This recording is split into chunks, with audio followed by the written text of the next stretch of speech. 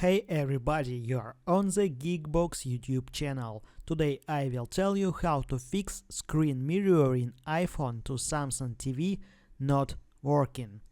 Let's go. Open Settings.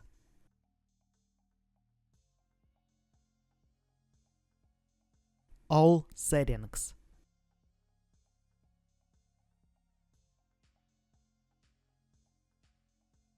General. AirPlay settings.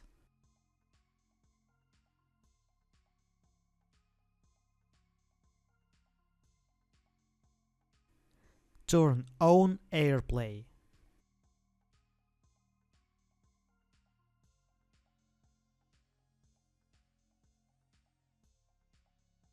Require code. Reset paired devices. Remove. Your TV and your iPhone must be connected to the same Wi-Fi network. Connect to Wi-Fi.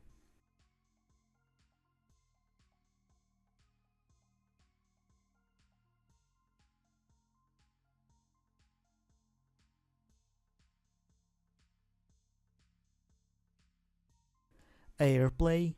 Select your Samsung TV. Enter code.